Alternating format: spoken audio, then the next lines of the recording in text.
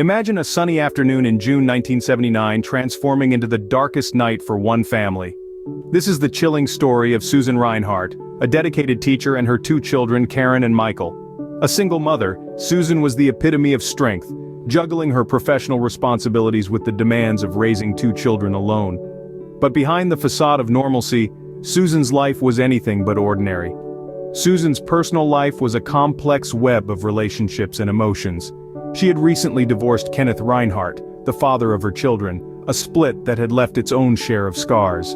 But life goes on, and so did Susan's, as she found solace in the company of a man named William Bradfield. She was living her life, making the best of circumstances, unaware that a storm was brewing on the horizon. Then, on an otherwise ordinary day in June, Susan and her children vanished without a trace. The tranquility of their suburban life was shattered, replaced by an eerie silence that hung heavily over their home. The community was stunned. A mother and her two children gone, leaving behind a void filled with questions and fear. The authorities were alerted, and a frantic search ensued, but the Reinhardts seemed to have disappeared into thin air. The days turned into weeks, then into months. In the midst of this bleak scenario, a chilling discovery was made. Susan's car was found abandoned. Inside, the lifeless body of Susan Reinhardt, beaten, bound, and stripped of dignity. But there was no sign of Karen and Michael. The children were missing, their fate unknown. As the sun set on that fateful day, a cloud of mystery descended over the Reinhardt household, marking the beginning of a horrifying journey. A few days later, the horror unfolded. Susan's lifeless body, beaten, bound, and nude, was discovered in her car. The gruesome revelation was a stark contrast to the image of Susan as a dedicated teacher and loving single mother.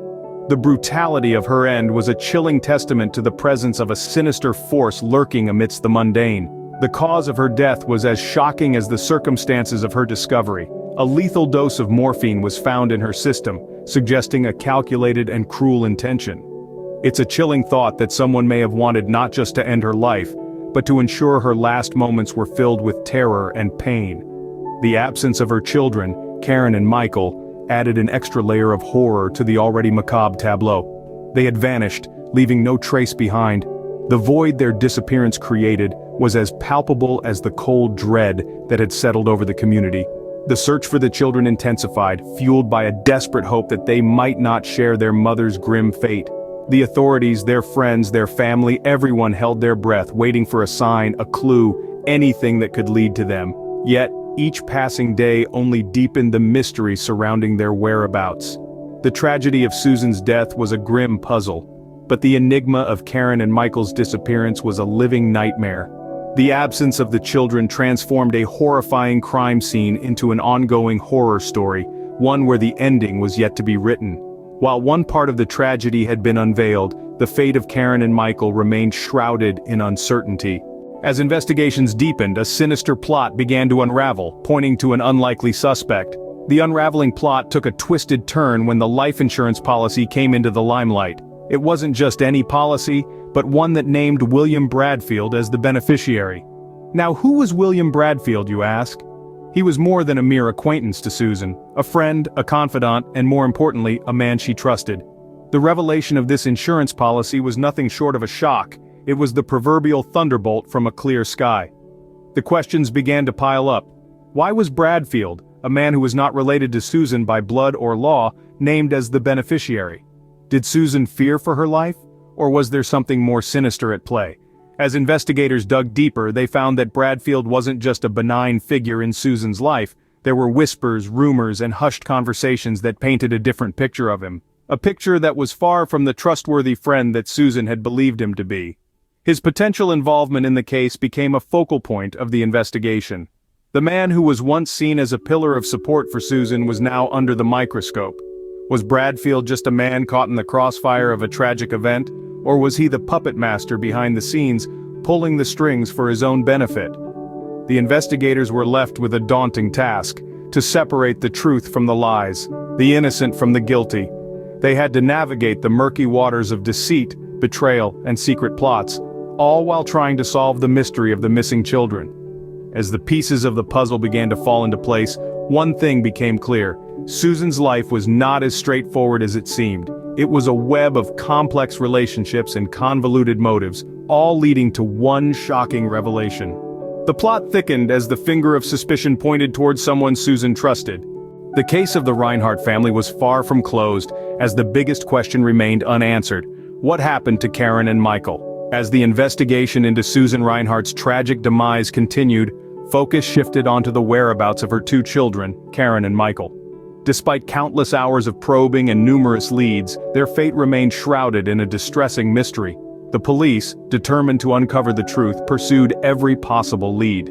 The spectrum of individuals associated with Susan was vast and varied, each with their own set of motives and opportunities that could potentially lead to the children.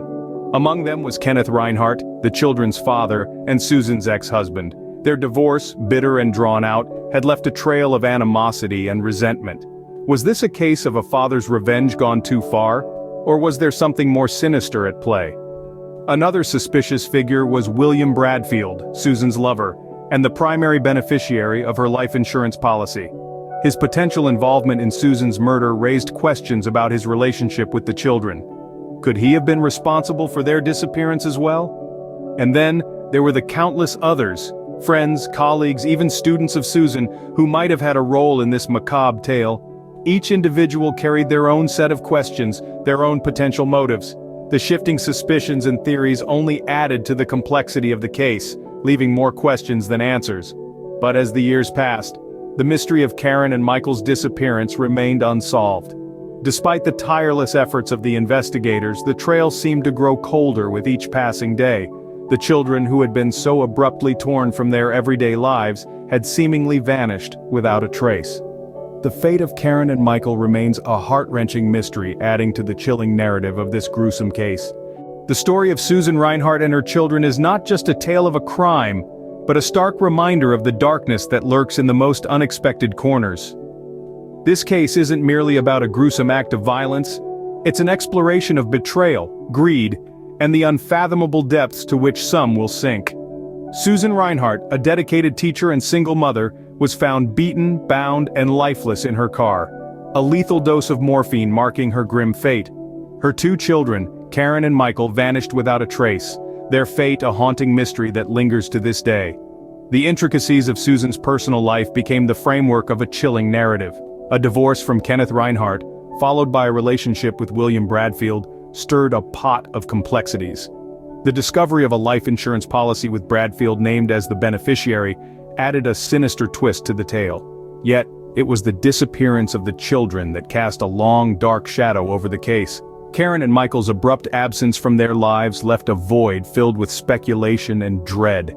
Their fate, unknown, became the cornerstone of a mystery that continues to confound investigators and true crime enthusiasts alike. William Bradfield, once a figure of trust in Susan's life, turned into a specter of suspicion. His role, whether innocent or otherwise, remains at the heart of this twisted tale. Yet, despite the suspicions, the truth remains elusive, shrouded in a veil of uncertainty. In the annals of true crime, the story of Susan Reinhardt stands out as a haunting reminder of the chilling reality that sometimes the most dangerous monsters are those we least suspect.